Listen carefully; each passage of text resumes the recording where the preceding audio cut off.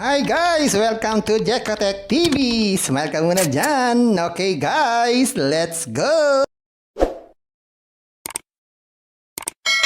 Hello guys! Welcome back again to my channel!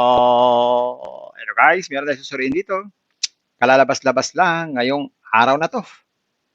April 8, 2024. Ang pangalan naman ng application na to ay Sunshine Farm. Sila daw ay namimigay ng free 50 pesos pag tayo nag-sign up.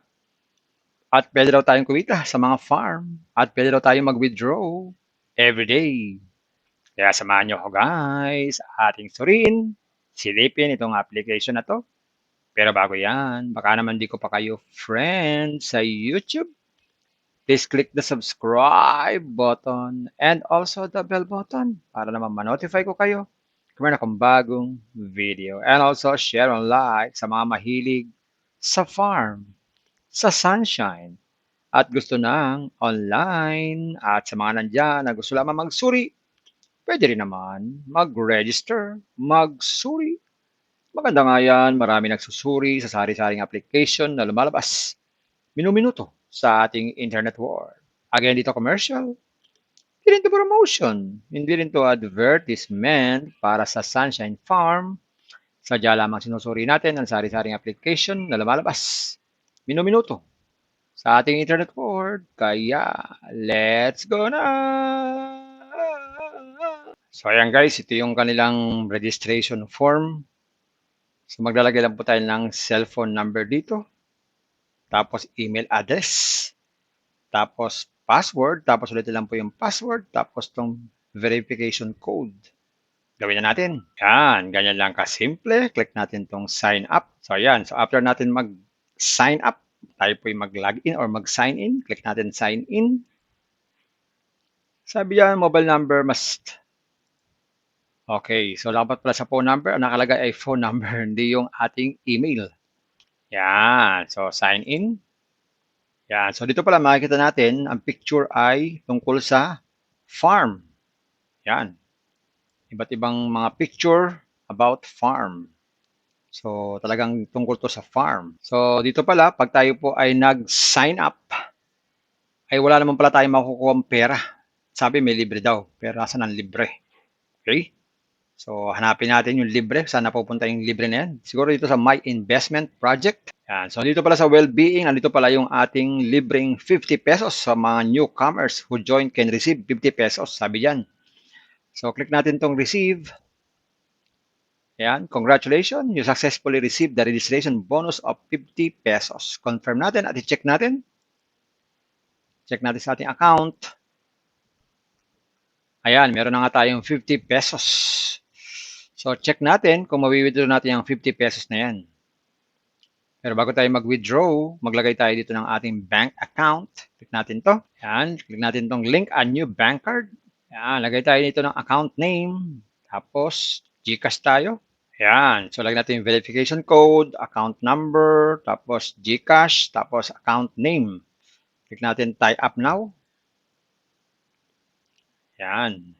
So, meron na po tayong GCash. So, subukan natin mag-withdraw. Baka naman ma-withdraw yung 50 pesos. Yan, click natin itong withdraw. So, sabi dito, your account has not set a payment password. Set it up now. So, kailangan pa pala na tayo mag-set ng payment password. So, iba to sa login password. So, maglagay muna tayo ng ating payment password. Yan, lagay tayo ng ating payment password. Ang payment password, usually po ito ay 6 numbers.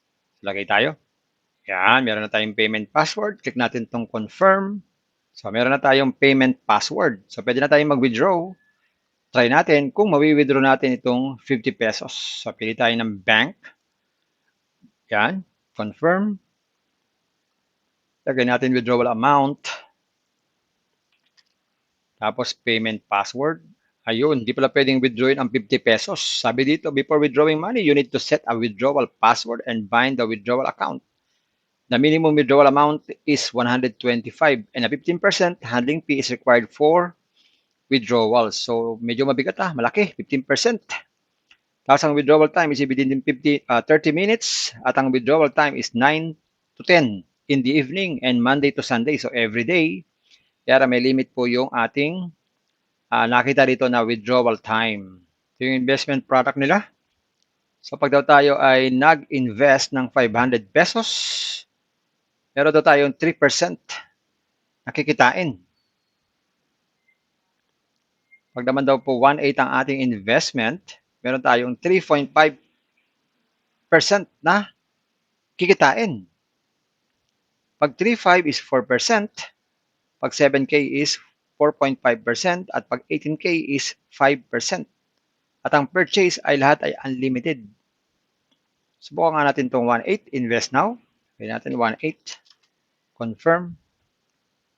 So sabi diyan, insufficient ang ating balance. Yan. So para makapag-invest, click lang itong top up. Yan. Tapos may mga naka-ready na dito na amount na pwede natin i-click. Ba 1.5. Yan. Tapos mag-recharge po tayo. Pag nakapag-recharge na, pwede na tayong mag-invest. So dito pwede natin i-check yung ating investment project pag tayo nag-invest. At pwede maglagay ng bank account dito. So napaka-importante po yan. Tapos yung ating login password ay pwede natin baguhin, pati yung ating payment password. At pwede, meron din silang about us para makita natin kung anong klaseng application to, at meron silang account fund records. At pwede tayo mag-log out kung ayaw na natin sa application na ito. Ayun guys, nakita natin itong Sunshine Farm. Totoo naman, nakakuha agad tayo ng 50 pesos. Pero, para kumita talaga, kailangan mag-invest at least 500 pesos. Guys, bago kayo mag-invest, think twice. Mag-search, magtanong-tanong bago mag-invest, and invest at your own risk. Invest what you can afford to lose. Yung lamang po sobrang pera ang ating invest. Huwag yung ating pangkabuhayan, pambiling bigas, pambiling ulam, pan-tuition fee, at lalo-lalo na, huwag po tayong mangungutang. Kung wala po tayong pang-invest, kung may free, sa free muna tayo. Kung may free, sa free muna tayo. Kaya lang, ang free nito ay 50 pesos lang. Kung gusto pa na maraming free, puntahan niyo po yung aking description box. Nandyan po yung mga super legit na free application. Puntahan niyo po. At sa pampalala ng ganito mga application, minsan tumatagal. Kaya lang, minsan ay sandaling-sandali lamang. Kaya maging maingat sa ating pag-invest. Sa pa rin pong paalala, sabi po sa 1 Timothy chapter 6, verse 10, for the love of money is a root of all kinds of evil. It is through this craving that some have wandered away from the faith and pierced themselves with many pangs. Totoo naman po yan. Ang pera naman talaga ay ginagamit natin yan, pambili ng mga bagay-bagay. Pero ang babala dito ay yung love of money. Baka naman tayo nahuhulog na sa pagmamahal sa pera. Nagiging priority na natin ay pera sa ating buhay. Wala na tayong ibang inisip, kundi pera. Yan po ang masama. Dahil yan po ang pinauugatan ng sari-saring kasamaan. Maaari tayong makagawa ng kasamaan dahil sa ating pag-ibig sa pera. Kaya maging maingat. Dahil iba nating mga kasama ay nawala na sa pananampalataya dahil nahulog na nga sila sa pag-ibig sa pera. Kaya sila ay nawala at hindi natin alam kung nasaan sila ngayon. Sila ay napariwara na. Kaya maging maingat, no? Maging maingat po sa pag-ibig sa pera at bye-bye. Ingat lagi sa pag-invest. Bye! Hi guys! Welcome to Jekotech TV! Smile ka muna dyan! Okay guys, let's go!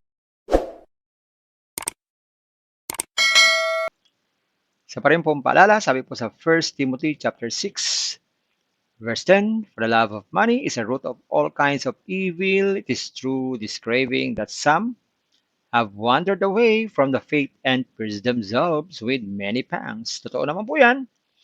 Ang pera naman talaga ay ginagamit natin yan, pambili ng mga bagay-bagay.